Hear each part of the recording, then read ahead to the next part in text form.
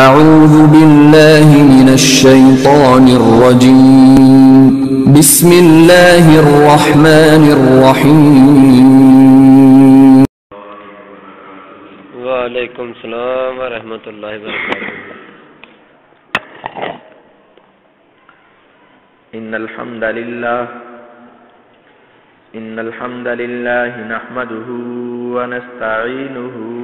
ونستغفره ونعوذ بالله من شرور أنفسنا ومن سيئات أعمالنا من يهده الله فلا مضل له ومن يضلل فلا هادي له وأشهد أن لا إله إلا الله وحده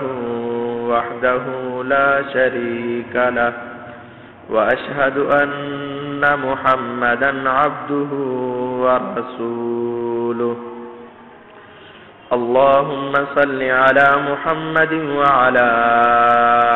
آل محمد كما صليت على إبراهيم وعلى آل إبراهيم إنك حميد مجيد اللهم بارك على محمد وعلى آل محمد كما باركت على إبراهيم وعلى آل إبراهيم إنك حميد مجيد أما بعد فإن خير الحديث كتاب الله وخير الهدي هدي محمد صلى الله عليه وسلم وشر الأمور محدثاتها وكل محدثة بدعة وكل بدعة ضلالة وكل ضلالة في النار فأعوذ بالله السميع العليم من الشيطان الرجيم من همزه ونفخه ونفسه بسم الله الرحمن الرحيم يا أيها الناس اتقوا ربكم الذي خلقكم من نفس واحدة وخلق منها زوجها وبث منهما رجالا كثيرا ونساء واتقوا الله الذي تساءلون به والأرحام إن الله كان عليكم رقيبا يا أيها الذين آمنوا اتقوا الله حق تقاته ولا تموتن إلا وأنتم مسلمون يا أيها الذين آمنوا اتقوا الله وقولوا قولا سديدا يصلح لكم أعمالكم ويغفر لكم ذنوبكم ومن يطع الله ورسوله فقد فاز فوزا عظيما وقال الله تبارك وتعالى في مقام آخر لقد من الله على المؤمنين إذ بعث فيهم رسولا من أنفسهم يتلو عليهم آياته ويزكيهم ويعلمهم الكتاب والحكمة وإن كانوا من قبل لفي ضلال مبين وقال النبي صلى الله عليه وسلم إنما بعثت معلما أو كما قال النبي صلى الله عليه وسلم۔ ہر قسم کی حمد و ثنا، تعریفات، تقدیسات، تمجیدات و تحلیلات اللہ خالق کائنات مالک ارض و سما کے لیے ہے، اور درود و سلام نبی دو جہاں، سرور کون و مکا، امام اعظم، قائد اعظم، رحمت للعالمین، شفیع المذنبین حضرت محمد الرسول اللہ صلی اللہ علیہ وسلم کی ذات بابرکات کے لیے ہے۔ مختصر حمد و صلات کے بعد معزز سامعین کرام، اللہ رب العالمین نے قرآن مجید فرقان حمید میں یہ بات ارشاد فرمائی، لقد من اللہ علی المؤمنین اذ بعث فیہم رسولا من انفسہم، کہ یقیناً اللہ تعالیٰ نے مسلمانوں پر، مومنوں پر ایک بہت بڑا احسان کیا ہے کہ ان کے اندر اپنے حبیب حضرت محمد الرسول اللہ صلی اللہ علیہ وسلم کو ان کی جانوں سے ہی اپنا رسول بنا کر بھیجا،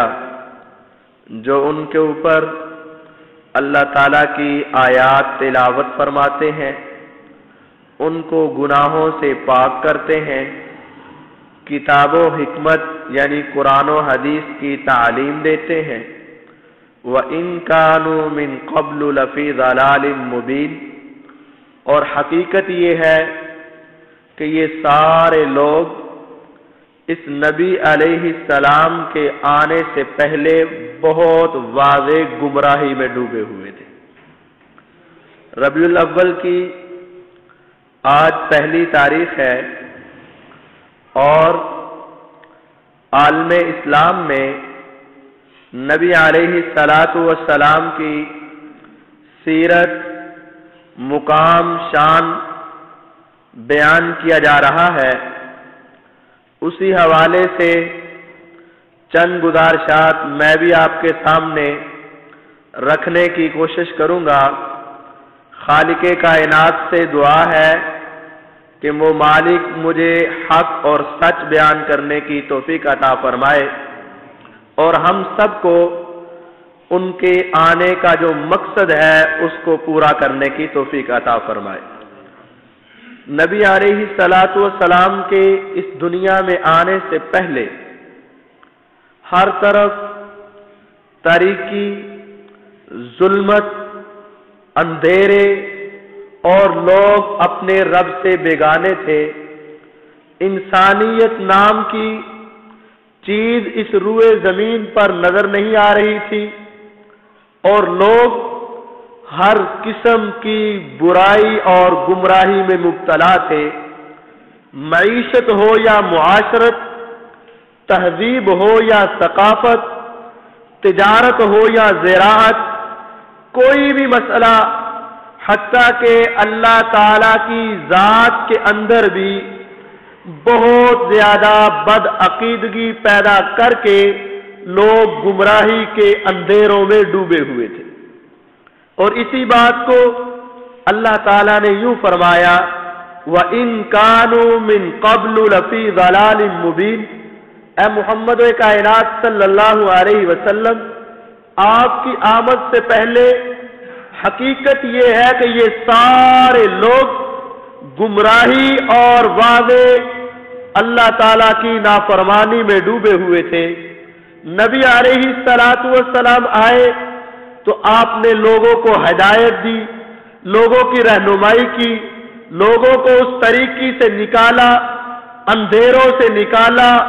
ان کی جان کو کتاب و سنت کے مطابق ڈھال کے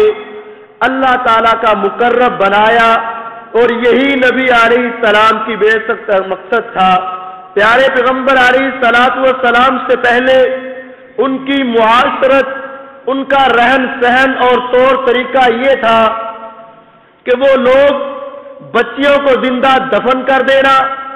اپنے لیے ایک بڑا سعادت کا مقام سمجھتے تھے، اور گھر کے اندر بچی کا پیدا ہو جانا اپنے لیے بہت بڑا دکھ اور بڑے ظلم کا سبب سمجھتے تھے، اور بچی اگر پیدا ہو جاتی، خوشخبری ملتی، تو بجائے خوش ہونے کے ظل وجہہ مسودا وہو کظیم،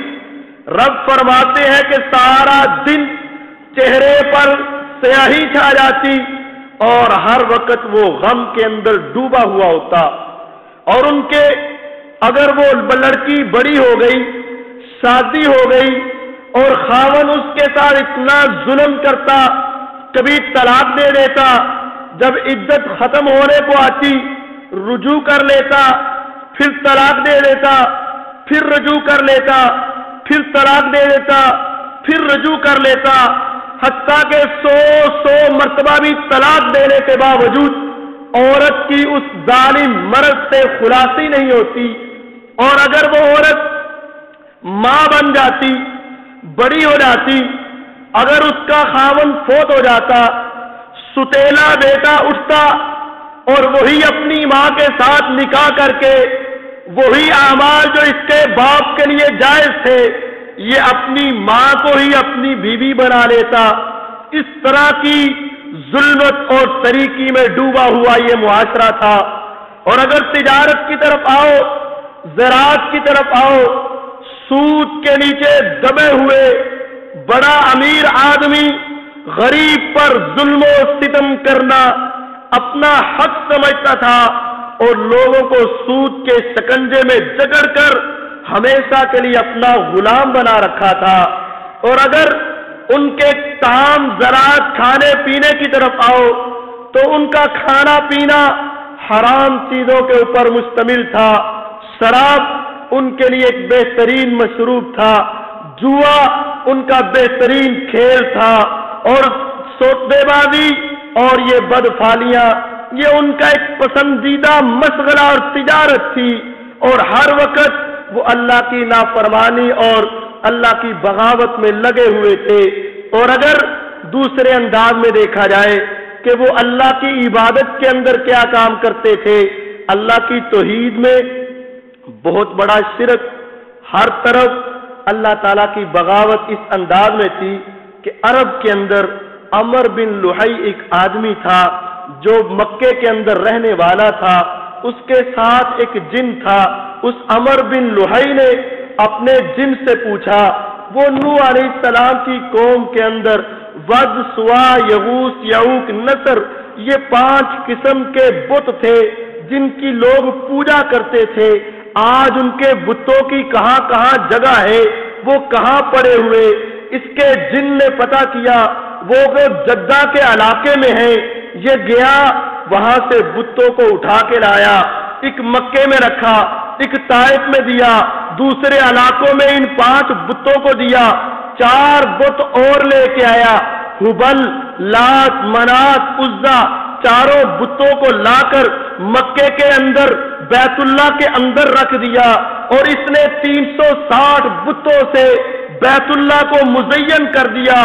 لوگوں کو بت پرستی کی دعوت دی۔ وَهُوَ أَوَّلُ مَنْ صَيَّبَ الصَّوَائِبَ، اور یہی وہ شخص تھا جس نے سب سے پہلے غیر اللہ کے نظر و نیاز اور نذرانے کے طور پر جانوروں کو چھوڑا، ان کو غیر اللہ کے نام کے اوپر قربان کرنا شروع کر دیا، اور سارے مکے کے اندر کفر و شرک کا بیج اس نے بو دیا، اور سارا مکہ بت پرستی کا عادی بن چکا اور بت پرستی کے اندر لگ گیا، لوگ ہر قسم کی برائی کے اندر مبتلا ہو گئے۔ تو اللہ تعالیٰ نے اپنے نبی علیہ الصلاۃ والسلام کو ان برائیوں کا خاتمہ کرنے کے لیے جب اللہ نے دیکھا کہ سارے لوگ نافرمانیوں میں ڈوب چکے ہیں، ان کو پتہ ہی نہیں ہے رب کون ہے، الہ کون ہے، خدا کون ہے، معبود کون ہے، حاجت روا اور مشکل کشا کون ہے، یہ سب اپنے رب سے بھی بیگانے ہو چکے اور اپنی تہذیب و تمدن ثقافت سے بھی بیگانے ہو چکے۔ آسمان کے رب کو ترس آیا تو اللہ نے یوں فرمایا، لَقَدْ مَنَّ اللَّهُ عَلَى الْمُؤْمِنِينَ إِذْ بَعَثَ فِيهِمْ رَسُولًا مِّنْ أَنفُسِهِمْ يَتْلُو عَلَيْهِمْ آيَاتِهِ، کہ پھر ہم نے احسان کرتے ہوئے اس ظلم اور اندھیرے کو دور کرنے کے لیے، اس طریقی اور جہالت کو مٹانے کے لیے، اس بت پرستی اور رب کی ساتھ شرکت کو ختم کرنے کے لیے ہم نے مومنوں پر احسان کر کے اپنے حبیب حضرت محمد الرسول اللہ صلی اللہ علیہ وسلم کو مبعوث فرمایا۔ اور پھر آپ آئے اور آپ کی آمد کا انتظار کرنے والے، جہاں بہت سے لوگ اس گمراہی کے اندر ڈوبے ہوئے تھے۔ وہاں چند لوگ ایسے بھی تھے جنہوں نے تورات کا مطالعہ کیا تھا،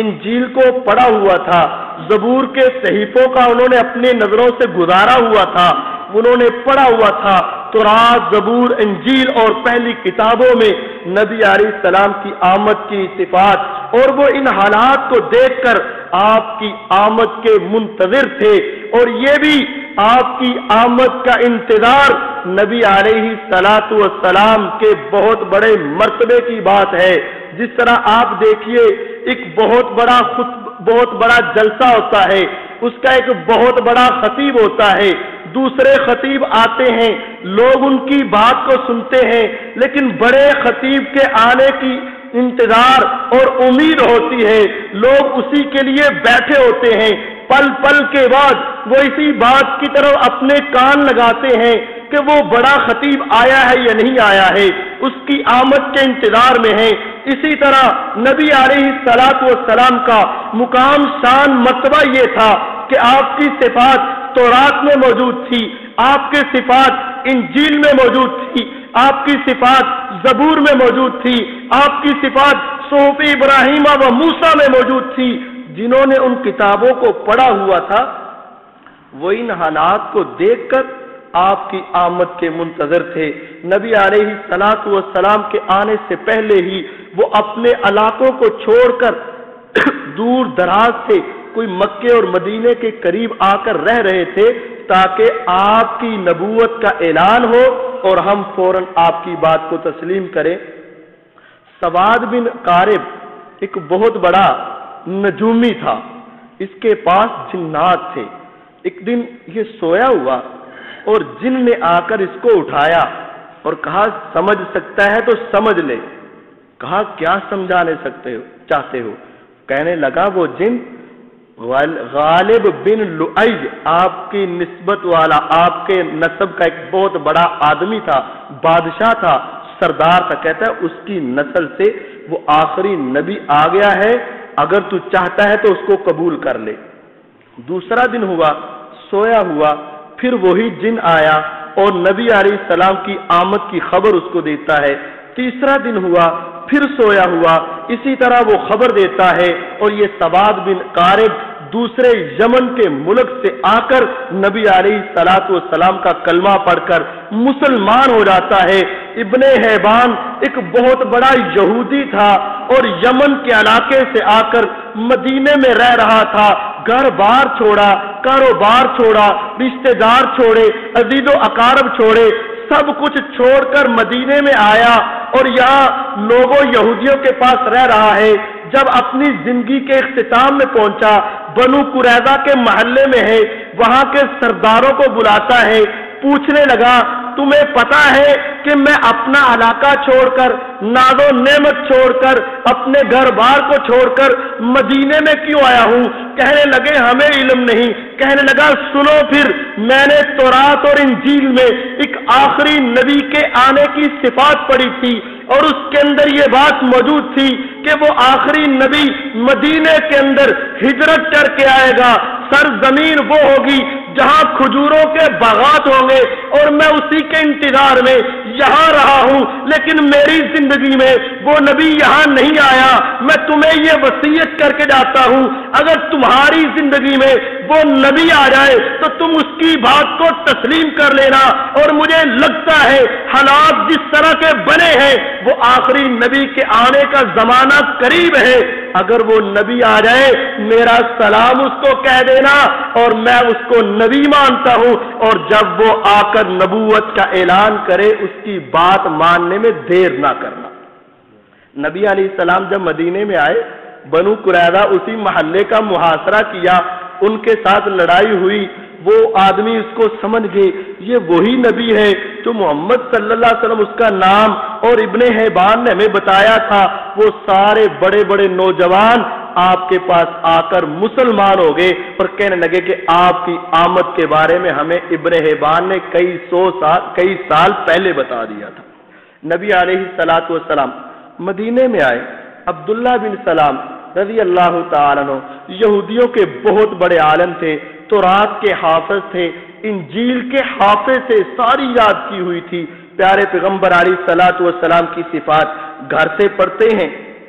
آپ کو دیکھتے ہیں، اخلاق، انداز، کردار، گفتار، ساری باتیں دیکھتے ہیں، پوری ہوتی چلی جا رہی ہیں. 3 باتیں باقی رہ گئیں، بلکہ 4 باتیں باقی رہ گئیں. آپ علیہ الصلوۃ والسلام کے پاس آئے، کہا اے محمد صلی اللہ علیہ وسلم، یہودیوں کا عالم ہوں، بہت بڑا عالم ہوں، تورات کا حافظ ہوں، انجیل میرے ذہن میں ہے، بغیر دیکھے ساری انجیل سنا سکتا ہوں. میں نے آپ کی صفات اس کتاب کے اندر پڑھی ہیں، آپ کے ساتھ مشابہت رکھتی ہے، لیکن 3 سوال کروں گا، اگر ان کا جواب دے دو میں تمہیں سچا مان جاؤں گا. محمد الرسول اللہ صلی اللہ علیہ وسلم فرماتے ہیں، پوچھئے، اگر میرے رب نے مجھے وہ بتائے تو میں تجھے سمجھا دوں گا. کہنے لگا، پہلا سوال یہ ہے کہ بتاؤ قیامت کی سب سے بڑی اور پہلی نشانی کیا ہے؟ محمد الرسول اللہ صلی اللہ علیہ وسلم کے اوپر آسمان کے رب نے وحی کا نزول کیا. آقا علیہ السلام فرماتے ہیں قیامت کی سب سے بڑی نشانی یہ ہے کہ مشرق کے علاقے سے ایک بہت بڑی آگ نکلے گی اور ان سب لوگوں کو لے کر میدان محشر کی طرف جائے گی. کہنے لگا، صدقتا، تو نے سچ بولا ہے. دوسرا سوال یہ ہے، جب جنتی جنت میں جائیں گے، سب سے پہلے آسمان کا رب جنتیوں کی مہمان نوازی کس کام سے کرے گا؟ فرمایا، میرا رب جنتیوں کو جانے کے بعد ایک مچھلی کے پیٹ سے جگر نکال کر سب سے پہلے اس کی مہمان نوازی کرے گا. اس نے کہا، صدقتا، تو نے سچ کہا ہے. کہا، آخری اور لاسٹ سوال ہے. تیسرا سوال یہ ہے، اے محمد صلی اللہ علیہ وسلم، مجھے یہ بتائیے، کبھی انسان اپنے ماں کی طرح کا ہوتا ہے، کبھی اس کی شکل و صورت باپ کی طرح کی ہوتی ہے، اس کی وجہ اور سبب کیا ہے؟ پیارے پیغمبر علیہ السلام نے فرمایا، میرے رب نے مجھے یہ بتایا ہے، جب مرد عورت کا ملاپ ہوتا ہے، اگر مرد کا پانی غالب آ جائے، مرد کی مشابہت ہوتی ہے، عورت کا پانی غالب ہو، عورت کی مشابہت ہوتی ہے، فوراً اٹھ کے آپ کے ماتھے کو چومتا ہے. فرمایا، محمد صلی اللہ علیہ وسلم، آخری بات رہ گئی ہے. فرمایا، پوچھو. کہنے لگا، گستاخی تو ہے، لیکن میں کرنا یہ چاہتا ہوں، آپ کی کمر سے کپڑا اٹھاؤں گا، آپ کے پشتوں کے اوپر سے، آپ کی کمر کے اوپر سے مہر نبوت کو دیکھنا چاہتا ہوں. فرمایا، کوئی بات نہیں، تصدیق کرنی ہے کر لو. کائنات کے امام نے اپنی کمر سے پردہ ہٹایا، کپڑا ہٹایا، اس نے دیکھا نبوت کی مہر لگی ہے. کہنے لگا، اشہد ان محمد الرسول اللہ، میں گواہی دیتا ہوں محمد صلی اللہ علیہ وسلم اللہ کے رسول ہے. اور فرمایا، میری تورات میں لکھا تھا کہ یہ آخری 3 سوالوں کا جواب محمد صلی اللہ علیہ وسلم کے علاوہ کوئی انسان نہیں دے سکتا. میں آپ کی نبوت کو تسلیم کرتا ہوں اور آپ کی صفات رب نے تورات و انجیل میں رکھی ہے. میں آپ کی آمد کے انتظار میں بیٹھا تھا. اب کہنے لگا، بات یہ ہے، یہودی سارے مجھے اپنا سب سے بڑا عالم مانتے، آپ مجھے پہلے پیچھے رکھیے، مجھے چھپا دیجئے، یہودیوں کے سرداروں کو بلائیے اور میرا ذرا تعارف پوچھیے. پیارے پیغمبر علیہ السلام نے یہودیوں کے سرداروں کو بلایا. فرمایا، پوچھا، تمہارے اندر عبداللہ ابن سلام رضی اللہ عنہ کیسا آدمی ہے؟ ان کو عبداللہ بن سلام، اکرمنا وابن اکرمنا وابن اکرمنا اشرفنا وابن اشرفنا. عبداللہ بن سلام تو ہمارا بڑا معزز آدمی ہے، بڑا عزت والا ہے، بڑے مقام والا ہے. عالمنا وابن عالمنا، اور ہمارے سارے مدینے کا سب سے بڑا یہودیوں کا عالم دین ہے. آپ نے فرمایا، اگر وہ بھی میری نبوت کو تسلیم کر لے، سچا مان لے، تو رات کے اندر میری صفات پڑھ کے میرا امتحان لے کے سچا مان لے، تم مان لو گے؟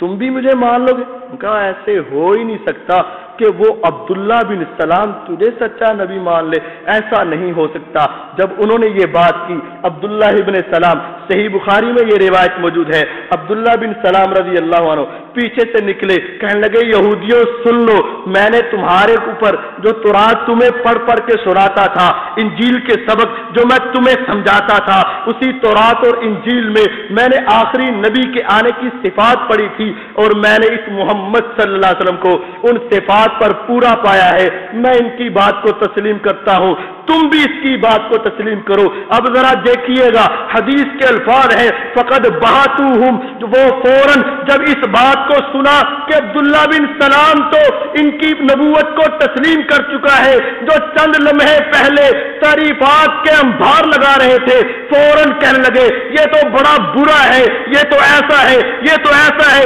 یہ ہمارے خاندان سے نہیں ہے، اس کا ہمارے ساتھ کوئی تعلق نہیں ہے. فوراً عبداللہ بن سلام رضی اللہ عنہ کو برا بلا کہنا شروع ہو گئے. جس نے نبوت کو مانا لوگ اس کی جان کے دشمن ہو گئے، لیکن جس نے تورات و انجیل کو پڑھا وہ دل سے محمد الرسول اللہ صلی اللہ علیہ وسلم کی نبوت کا اقرار کر بیٹھا.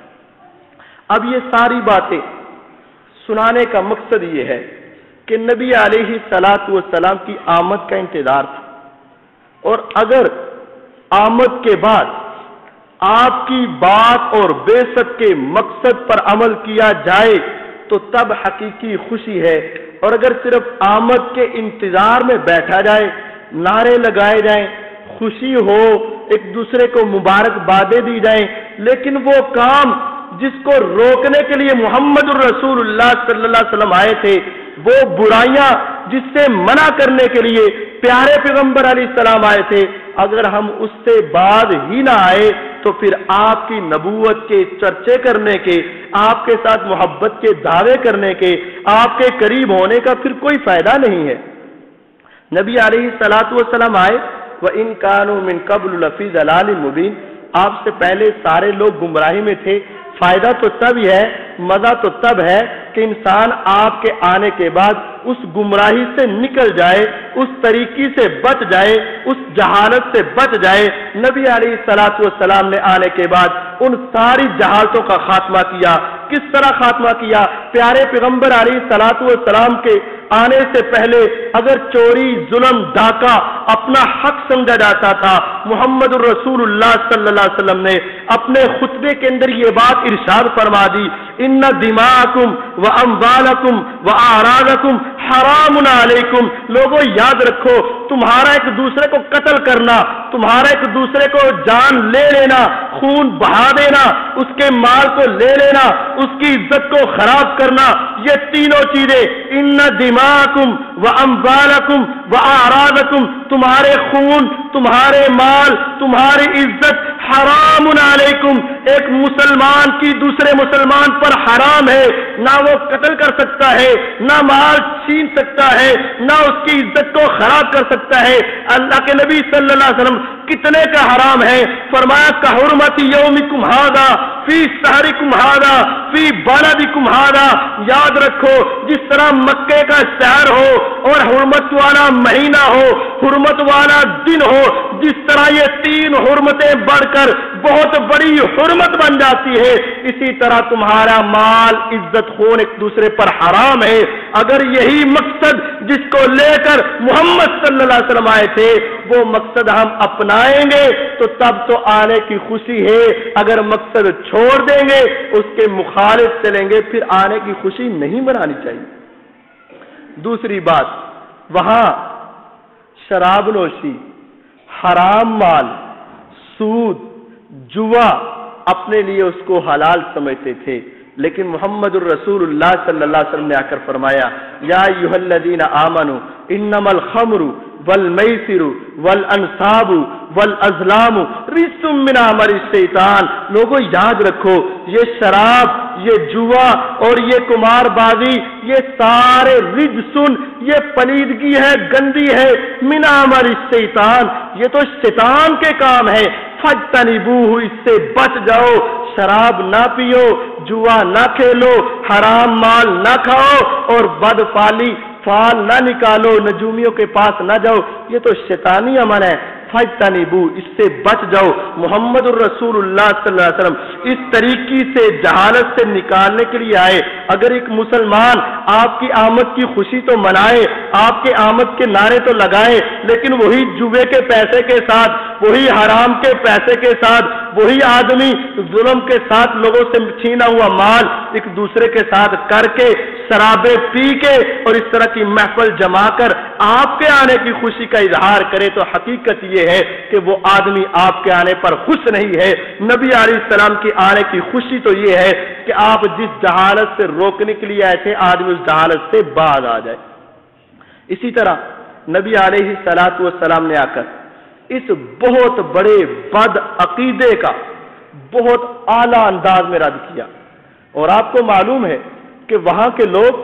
فال نکالتے تھے، نجومیوں کے پاس جاتے تھے، کہانت کرتے تھے، عامل قادری بابے جو آج ہمارے ہاں ہیں ان کے پاس بھی ہوا کرتے تھے، اور ہر آدمی خود اپنی فال بھی نکالتا تھا، اپنے ترکش سے تیر نکالتا، اوپر کی طرف پھینکتا، دائیں جاتا کہتا کام ٹھیک ہے، بائیں جاتا کہتا کام غلط ہے۔ اگر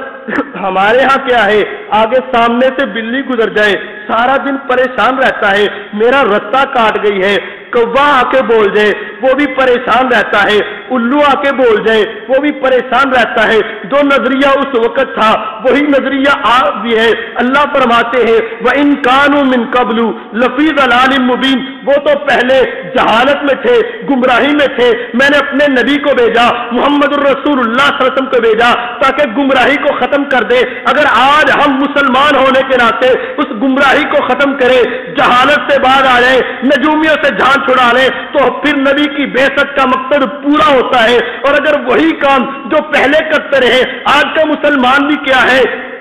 شادی بیاہ کی باری آتی ہے اپنے ہاتھ چیک کراتا ہے، نجومیوں کے پاس جاتا ہے، ستاروں کا ملاپ کرواتا ہے، عورت کا نام بتاتا ہے، بچی کا نام بتاتا ہے، والدہ کا نام بتاتا ہے، اپنا نام بتاتا ہے، اپنی والدہ کا نام بتاتا ہے، نجومی کے پاس جاتا ہے کہتا ہے ستاروں کا ملاپ کرو، آدمیوں کے پاس آتا ہے پوچھتا ہے بتاؤ تمہیں رشتہ پسند ہے کہ نہیں، کہتا نہیں، کہتا وجہ کیا ہے، عورت خوبصورت نہیں، عورت خوبصورت ہے، خاندان اپنا نہیں، خاندان اپنا ہے، پھر تم کیوں نہیں رشتہ کرتے، کہتا ہے مجھے نجومی نے بتایا ہے کہ ہمارے ستاروں کا ملاپ نہیں ہو رہا ہے۔ نجومیوں پر اعتماد ہے، ہاتھ کی لکیروں پر اعتماد ہے، اور یاد رکھو یہ گمراہی اور ضلالت تھی۔ محمد الرسول اللہ صلی اللہ علیہ وسلم نے اس گمراہی کو روکنے کے لیے فرمایا من اتا ساحرن او کاہرن فصدقہ بما یقول فقد کفر بما انزل علی محمد صلی اللہ علیہ وسلم۔ لوگوں سن لو، جو کسی کاہن کے پاس گیا،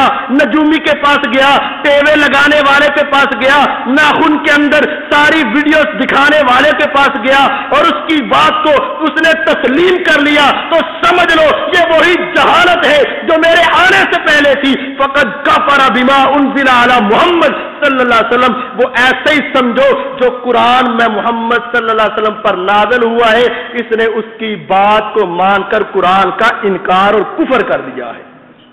تو نبی کے آنے کی بعثت کا مقصد یہ ہے ظلمات سے، اندھیروں سے نکال کر ہدایت کی طرف لے کے آئے۔ اگر آج ہم ان ظلمات سے بچیں گے، ہدایت کی طرف آئیں گے، تب نبی کے آنے کی خوشی ہے۔ اسی طرح نبی علیہ السلام کے آنے کا مقصد اللہ کی توحید کو لوگوں کے دلوں میں اجاگر کرنا تھا،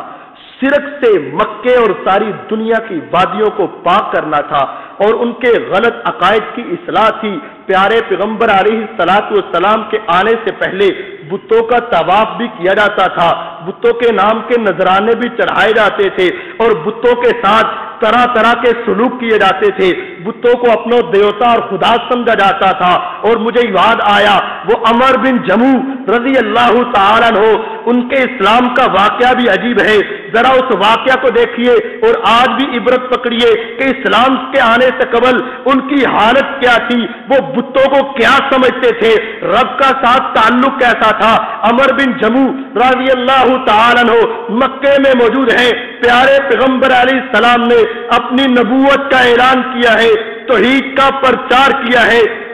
آپ کے بیٹے معاذ، معوذ، خلاد یہ تینوں مسلمان ہو چکے ہیں۔ عمر بن جموع رضی اللہ عنہ کا بہت قریبی ساتھی معاذ بن جبل رضی اللہ تعالیٰ عنہ یہ بھی مسلمان ہو چکے ہیں، اور ان کے اخلاق کو دیکھ کر عمر بن جموع رضی اللہ عنہ کی زوجہ محترمہ بھی اسلام قبول کر چکی ہے، لیکن مکے کی وادی تھی، سارے چھپے چھپے رہتے تھے، सहमे रहते थे। अमर बिन जमू घर में आते हैं, जोजाए मोहतरमा को फरमाते हैं, ऐ मेरी बीवी याद रख, इस मक्के की वादी में मोहम्मद सल्लल्लाहु अलैहि वसल्लम ने नबूवत का ऐलान किया है, उस नबूवत के ऐलान से बच जाना, बच्चों की खबरगिरी रखना और उनको इसके जादू से बचा लेना, कहीं ऐसा ना हो कि तेरे बच्चे भी उस खराब महफल का हिस्सा बन जाए। फरमाया मेरे सरताज ठीक है, लेकिन आप क्या मुआज की बात को सुनेंगे? मुआज क्या कहता है? फरमाने लगे बताओ क्या कहता है। मुआज आए, आपके पास खड़े हुए, सूरत फातिहा की तिलावत फरमाई। फरमाने लगे ये तो बड़ा अच्छा कलाम है, लेकिन तू क्या मोहम्मद सल्लल्लाहु अलैहि वसल्लम के करीब चला गया? वो डरे हुए थे, अपना इस्लाम छुपाना चाहते थे। कहने लगे नहीं अब मेरे बाप, मैं तो उनकी महफिल के करीब से गुजर रहा था, मैंने ये कलाम सुना, याद हो गया मुझे, मैंने आपको सुना दिया, लेकिन क्या ये कलाम अच्छा नहीं है? क्या हम उस नबी सल्लल्लाहु अलैहि वसल्लम पर ईमान न ले आए? कहने लगा नहीं, पहले मैं अपने मनात बुत के साथ मशवरा करूंगा, उसके बाद तुम्हें बताऊंगा। मनात उनका बुत था। अब जरा उनकी जहालत और तरीकी देखें, और क्या आज का मुसलमान भी उसी जहालत में डूबा हुआ तो नहीं? उस बुत के पास जाते हैं और उनका तरीकाकार क्या था मनात के साथ बात करने का? एक पर्दा लगाया है, सामने मनात है, पीछे एक बुढ़िया औरत को खड़ा करते थे, एक खास औरत थी। वो कहते थे, नजरिया ये था कि जब हम इस मनात से कोई बात पूछते हैं, इससे कोई गुफ्तगू करते हैं, ये मनात हमारा देवता उस बुढ़िया के जहन में वो बात डालता है और बुढ़िया हमें जवाब देती है। ये मनात के पास गए, कहा मनात देख, सारी जिंदगी में तेरी इबादत करता रहा, तेरा बड़ा ख्याल करता रहा, क्या मैं तुझसे मशवरा मांगता हूं, उस मोहम्मद सल्लल्लाहु अलैहि वसल्लम की नबूवत को मान लूं? आगे से बुढ़िया ने कोई जवाब नहीं दिया। अब अमर बिन जमू डर गए, कहने लगे लगता है मनात मुझसे कोई गलती हो गई है, कोई मुझसे आपकी इज्जत के अंदर कोई फर्क आ गया है, मैं आपसे माजरत चाहता हूं और 3-4 दिन तक मैं आपके पास नहीं आऊंगा ताकि आपका गुस्सा ठंडा हो जाए, उसके बाद मैं आपके पास आऊंगा। लगता है आप मुझसे नाराज है, मैं तुमसे वादा करता हूं कि आज के बाद मैं इस तरह की बात तुम्हारे साथ नहीं करूंगा। चले गए, 3-4 दिन गुजरे, आप दोबारा आए, पूछा, फिर जवाब नहीं मिला। मुआद, मुअव्विद, खल्लाद और मुआद बिन जबल रज़ी अल्लाह तआला अन्हु चारों ने एक दिन रात को ऐसा काम किया कि जब बाप अमर बिन जमू रज़ी अल्लाह अन्हु सो गए, उन्होंने इस मनात को पकड़ा और मक्के के अंदर एक गड़ा था जहां गंदा पानी होता था, वहां इस मनात को ऊंधे मुंह करके गिरा दिया। सुबह हुई, अमर बिन जमू उठे, उनका काम यह था सुबह होते ही अपने मनात को सलाम करना था, उसको नहलाना था, उसको खुशबू लगानी थी। जाते हैं अपने उस कमरे में, मनात नहीं है, बड़े आग बगोला हुए, गुस्से में आए, पूरे घर की छानबीन की, नहीं मिल रहा। बाहर जाते हैं, तलाश करते करते घड़े के अंदर ऊंधे मुंह पाया। कहने लगे मनात, ये तेरे साथ जुल्म किसने किया? अगर मुझे पता चल जाए मैं उसको बड़ा जलील और रसवा करूंगा। वहां से उठाया, नहलाया, साफ किया, खुशबू लगाई, दोबारा रख दिया। अगला दिन आया तो अमर बिन जमू दोबारा सोते हैं, बेटों ने उठाया, उसी जगह पे गिराया। बाप ने अगला सारा मंजर उसी तरह उठा के, बड़े परेशान हैं। अगले दिन रखा, फरमाते मनात मुझे बता, तेरा ये जालिम दुश्मन कौन है जो तेरे साथ ये सलूक कर रहा है? मैं उसका सिया पांचा कर दूंगा, मैं उससे बदला लूंगा, लेकिन पता नहीं चल रहा। और ये वहमो गुमान भी नहीं है कि मेरी औलाद तो मेरी बड़ी फरमा बरदार है, मेरे इशारों पर चलने वाली है, मेरे एक हुक्म को मानने वाली है, क्या मेरी औलाद भी ऐसा कर सकती है? तीसरा दिन हुआ, उन्होंने वहां से उठाकर एक गंदगी के देर में रख दिया, दोबारा उठा के लाए। मुख्तसर बात करना चाहता हूं, तीसरी मरतबा जब उठाकर लाए तो बड़े गुस्से के साथ अपनी तलवार गले से उतार के उनके मनात के गले में लटका देते हैं। कहते मनात मुझे तो पता नहीं चल रहा, ये तलवार पकड़ ले और खुद ही अपना बदला ले लेना, और जो तेरे साथ कोई बुराई का दावा करने के लिए आए, गलत इरादे से आए, उससे खुद ही अपना बदला ले लेना। चौथे दिन जब उन्होंने यही काम देखा, बाप सो गया, तलवार उतार ली और उसके साथ एक मुर्दा कुत्ते को बांध के एक गड़े के अंदर फेंक दिया। बाप फिर तलाश करते करते जब वहां पहुंचे तो हैरत की इंतहा न रही कि मैं जिसको खुदा समझता था, میں جس کو اپنا حاجت روا سمجھتا تھا، اپنا مشکل کشا سمجھتا تھا، اپنی بگڑی بنانے والا سمجھتا تھا، میں تو یہ سمجھتا تھا کہ فتح و شکست کا حال اس کے پاس پورا کنٹرول ہے، قوت اس کے پاس ہے، جس کو چاہے مار دے، جس کو چاہے زندہ کر دے، جس کو چاہے بلند کر دے، جس کو چاہے نیچا کر دے۔ اس کی تو کیفیت یہ ہے کہ کتا بھی وہاں مرا ہوا، میرا وہ بنایا ہوا رب بھی وہاں مرا ہوا۔ اس کے بعد آئے کہنے لگے مجھے سمجھ آ گئی ہے کہ جس کی کیفیت یہ ہو، نہ اپنے آپ کو بچا سکتا ہے، نہ اپنے آپ کا کوئی حال، اپنے آپ کا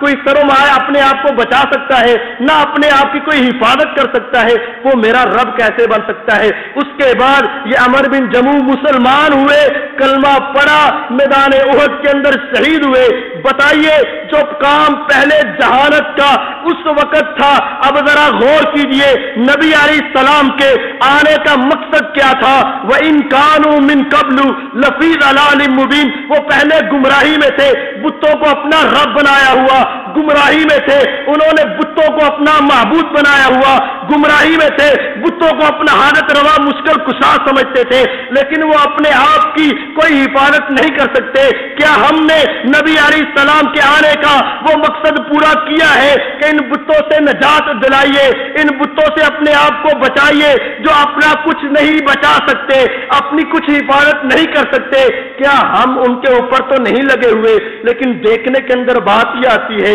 ذرا ٹھنڈے دل سے سوچئے گا، غصہ نہ کیجئے گا، وہی بت کا حال دیکھیے جس نے 3 دن یا 4 دن اپنے آپ کو نہیں بچایا۔ اسی طرح ہے، بڑے سے بڑا عالم دین ہو، بڑے سے بڑا اللہ کا ولی بھی ہو، بڑے سے بڑا نیک انسان بھی ہو، جب اس کی روح نکال لی جاتی ہے، میت کی طرح پڑا ہوا ہے،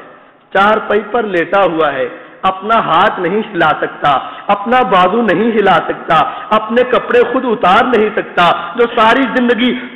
اگر وہ واقعتاً اللہ کا ولی تھا،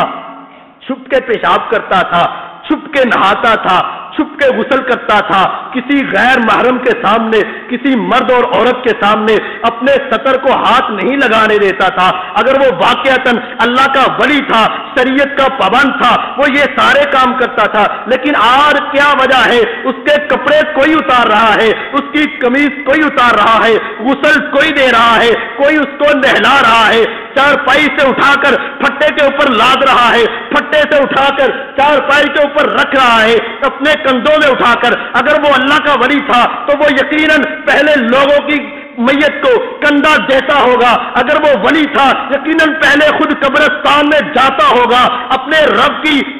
رب کی بات کو مانتے ہوئے اپنے رب سے دعائیں کرتا ہوگا۔ لیکن اب کیا ہے، لوگوں نے کندھے کے اوپر اٹھایا، میت کو وہاں لے گئے، خود یہ اپنی قبر میں نہیں جا سکتا تھا، لوگوں نے اٹھا کر قبر میں ڈالا، اپنی مٹی نہیں ڈال سکتا تھا، لوگوں نے سلاپیں رکھ دی، اپنی مٹی نہیں ڈال سکتا تھا، لوگوں نے مٹی ڈال دی۔ اگر یہ سارے کام اسی بت کی طرح ہے جو اپنے آپ کو نہیں بچا سکتے تھے، نبی علیہ السلام کی بعثت کا مقصد یہ تھا، وَإِن كَانُوا مِن قَبْلُ لَفِي ضَلَالٍ مُبِينٍ۔ لوگوں یاد رکھو، نبی کے آنے سے پہلے جہالت تھی، تاریکی تھی، گمراہی تھی، تم نے اس گمراہی سے بچنا ہے۔ بتانے کا مقصد یہ ہے کہ جب وہ آدمی کی روح نکل جائے، اس کا جسم ایک اس طرح بن جاتا ہے جیسے وہ مجسمہ ہے، اس کا جسم ایک بت کی طرح بن جاتا ہے جو حرکت نہیں کرتا، آنکھوں سے نہیں دیکھتا، کان سے نہیں سنتا، زبان سے نہیں بولتا، پاؤں سے نہیں چلتا، ہاتھ سے نہیں پکڑتا، دل اس کا نہیں دھڑکتا، یہ ایسے ہے جیسے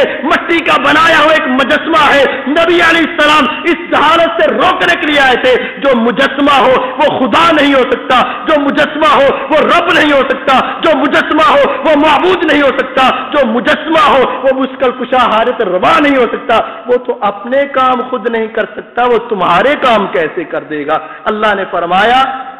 وَإِن كَانُوا مِن قَبْلُ لَفِي ضَلَالٍ مُبِينٍ۔ اے محمد صلی اللہ علیہ وسلم، آپ سے پہلے وہ واضح گمراہی میں تھے، آپ کے آنے کا مقصد یہ ہے کہ لوگوں کو اس گمراہی سے نجات دے دیجیے، اس گمراہی سے بچائیے، ہدایت کی طرف لے کے آئیے۔ محمد الرسول اللہ صلی اللہ علیہ وسلم کے آنے سے پہلے بتوں کا طواف ہوتا تھا، اور آپ کو معلوم ہے کہ 4 بت بڑے، لات، منات، عزا، ہبل، یہ 4 بڑے مکے کے اندر بت تھے، اور ان کی پوجا ہوتی تھی۔ احد کے میدان میں کفار جو نعرے لگایا کرتے تھے، جس طرح ہم نعرے لگاتے ہیں، نعرہ تکبیر، اللہ اکبر، وہ اپنی جنگ کے اندر نعرے لگاتے تھے لنا عزا ولا عزا لکم، لنا حبل ولا حبل لکم، کہ ہمارا عزا ہے تمہارا کوئی عزا نہیں ہے، ہمارا حبل ہے تمہارا کوئی حبل نہیں ہے، ہمارا منات ہے تمہارا کوئی منات نہیں ہے۔ وہ اپنے ان بتوں کے نام کے نعرے لگایا کرتے تھے اور ان کو اپنا معبود سمجھتے تھے، ان کا طواف کیا کرتے تھے، ان کے نام کے نظر و نیاز دیتے تھے۔ صحیح بخاری کے اندر اٹھا کے دیکھیے، نبی علیہ الصلوۃ والسلام نے فرمایا مجھے جب معراج کروایا گیا میں نے جنت کے مناظر دیکھے، جہنم کی ہولناکیاں دیکھی، میں نے بڑے بڑے لوگوں کو دیکھا جو بڑی ناز و نعمت میں ہیں اور کچھ ایسے بھی دیکھے جو بڑے بڑے عذابوں میں گرفتار ہیں۔ جب میں نے جہنم کی ہولناکیاں دیکھی وہاں میں نے ایک آدمی دیکھا، پیٹ اس کا چاک ہے، انتڑیاں اس کی باہر ہیں، ہے وہ زندہ، انتڑیوں کے ارد گرد اس طرح گھوم رہا ہے جیسے کولو کے اوپر لگا ہوا گدھا گھومتا ہے۔ نبی علیہ السلام فرماتے ہیں میں نے اس کی آہو بکا، آہو پگا اور چیخو پکار اپنے کانوں سے سنی، میں تڑپ اٹھا، میں نے پوچھا جبریل من ھذا، یہ کون بد نصیب ہے جس کو اتنا دردناک عذاب دیا جا رہا ہے کہ ہے وہ زندہ، پیٹ اس کا چاک ہے، انتڑیاں اس کی باہر ہے، ان کے ارد گرد گھوم رہا ہے اور ایک لمحہ بھر کے لیے بھی اسے سکون نہیں ہے، اس کے چاروں طرف میں آگ کے اندر وہ گرا ہوا ہے، اس کی یہ کیفیت کیوں بنی ہے؟ پوچھا گیا جبریل یہ کون بد قسمت ہے، یہ کون بد نصیب ہے؟ فرمایا محمد صلی اللہ علیہ وسلم نام اس کا عمر بن لحی ہے اور یہی وہ بدبخت انسان ہے جس نے مکے کی وادی میں سب سے پہلے دو کام کیے تھے، اس نے دوسرے علاقوں سے لا کر بت مکے کے اندر رکھ کے لوگوں کو بت پرستی کی دعوت دی تھی۔ صحیح بخاری میں ہے وَهُوَ أَوَّلُ مَنْ سَيَّبَ السَّوَائِبَ، اور یہی وہ پہلا شخص ہے جس نے بتوں کے نام کے نذرانے اور چڑھاوے چڑھائے تھے۔ آج آسمان کے رب نے اسے اس عذاب میں گرفتار کیا ہوا ہے۔ اور نبی علیہ السلام وَإِن كَانُوا مِن قَبْلُ لَفِي ضَلَالٍ مُبِينٍ، پہلے جتنی گمراہیاں اور طریقیاں تھی نبی علیہ السلام ان سے بچانے کے لیے آئے، اور نبی علیہ السلام نے کیا بتایا؟ اب خرچ تم نے کس کے لیے کرنا ہے، دینا کس کے لیے ہے؟ اللہ کے نام کا دینا ہے، غیر اللہ کے نام کا نہیں دینا۔ اگر تم نے صدقہ کرنا ہو اللہ کے راستے میں دینا ہے، کسی اور کے راستے میں نہیں دینا۔ محمد الرسول اللہ صلی اللہ علیہ وسلم نے یہ بات سمجھا دی۔ دیکھو بہت زیادہ مال خرچ کر دو اگر غیر اللہ کے نام پر ہے اللہ کو قبول نہیں، اور اگر تھوڑا سا مال اللہ کے نام پر دے دو اللہ بڑی جلدی قبول کرتا ہے۔ صحیح بخاری کی روایت ہے، نبی علیہ السلام کا فرمان ہے من تصدق بعدل تمرۃ من کسب طیب فإن اللہ لا يقبل الا طیبا۔ یاد رکھو جس نے اپنی حلال کمائی سے ایک کھجور لی، ایک کھجور کے دو ٹکڑے کیے، دو حصے،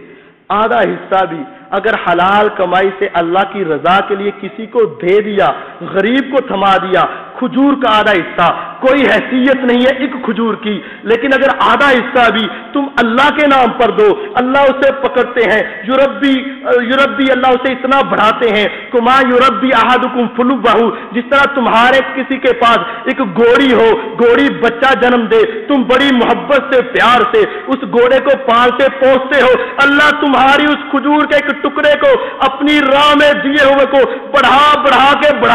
کے اللہ احد پہاڑ کا بنا کے اتنا زیادہ تمہیں ثواب عطا فرما دیتا ہے۔ شرط یہ ہے کہ اللہ کے راستے میں ہو اور جگہ بھی وہ ہو جہاں اللہ کے راستے میں دیا جاتا ہے۔ آخری حدیث ہے، نبی علیہ السلام کے پاس ایک آنے والا آیا، کہا آقا صحابی ہیں، میرا دل یہ کرتا ہے، میں نے نیت مانی تھی کہ ایک بوانہ علاقہ ہے جہاں بڑے غریب رہتے ہیں، میں نے نظر مانی تھی کہ اگر میرا یہ کام ہو گیا تو میں اپنا اونٹ لے جا کر وہاں ذبح کر کے سارا غریبوں میں تقسیم کر دوں گا۔ فرمایا محمد الرسول اللہ صلی اللہ علیہ وسلم نے میرے ساتھی بتا اس بوانہ مقام پر دو باتیں پوچھی، حل فیہا وثن یعبد،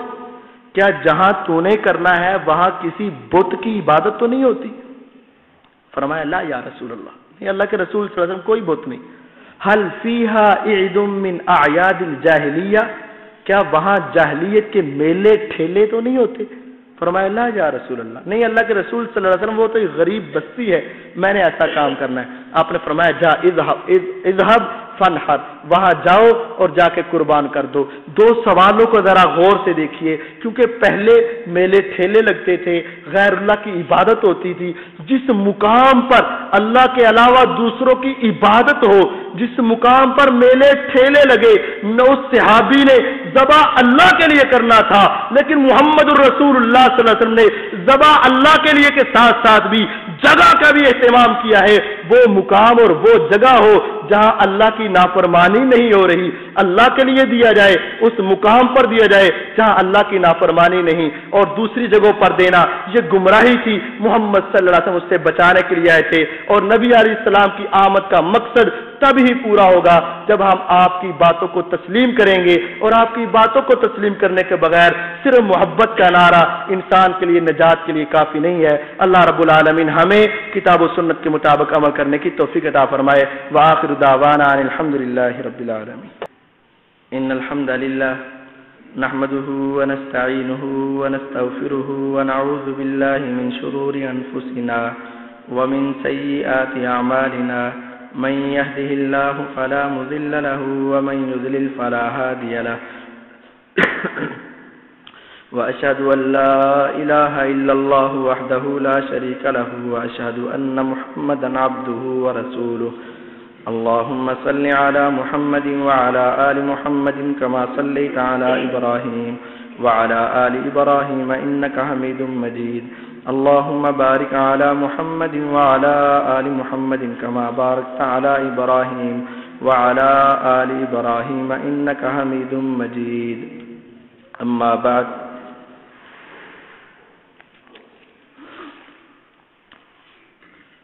آج کے جمعے کا خلاصہ یہ ہے کہ نبی علیہ الصلاۃ والسلام ربیع الاول کے مہینے میں پیدا ہوئے، اور مسلمان ربیع الاول کے مہینے کے شروع میں ہی پیارے پیغمبر علیہ الصلاۃ والسلام کے مقام، شان، مرتبے کو بیان کرنا شروع کرتے ہیں، اور کرنا بھی چاہیے، کیونکہ نبی علیہ الصلاۃ والسلام سے بڑھ کر اس دنیا میں کوئی انسان نہ آیا ہے نہ آئے گا۔ آپ سے بڑا مقام، شان کسی کا نہیں۔ لیکن مسئلہ یہ ہے کہ نبی علیہ الصلاۃ والسلام آخر کس لیے آئے؟ کیا صرف دنیا میں بس اپنا مقام لینے کے لیے آئے، یا لوگوں کو سمجھانے کے لیے آئے؟ اپنے مقام کے ساتھ ساتھ آپ کا اصل مقصد تھا لوگوں کو ہدایت دینا، کیونکہ نبی علیہ السلام سے پہلے وَإِن كَانُوا مِن قَبْلُ لَفِي ضَلَالٍ مُبِينٍ، لوگ واضح گمراہی میں تھے، طریقی میں ڈوبے ہوئے تھے، انسان حیوان بن چکے تھے، بڑے چھوٹے کی تمیز نہیں تھی، حلال حرام کی تمیز نہیں تھی، بندے اور رب کا فرق معلوم نہیں تھا۔ آسمان کے رب کو ترس آیا اور اپنے آخری حبیب محمد الرسول اللہ صلی اللہ علیہ وسلم کو مبعوث فرمایا۔ اب آپ کے آنے کا مقصد یہ ہے کہ لوگوں کو ہدایت دیں، روشنی کی طرف لے کر آئیں۔ اگر ہم اس مقصد کو پورا کریں گے تو تب ہم کامیاب و کامران ہیں، اور اگر مقصد پورا نہیں کرتے تو پھر ہم ناکام ہیں۔ اور آپ کے آنے کا مقصد لوگوں کے معاشرے کی اصلاح، لوگوں کی تجارت کی اصلاح، لوگوں کے گھر بار کی اصلاح، لوگوں کے عقائد کی اصلاح، اللہ کی توحید اس کو بتانا، سود، حرام، جوا، زنا، بدکاری، بدماشی سے باز آنا، اور اپنے ہر ایک کو اس کا حق دینا، قتل و غارت سے باز آ جانا،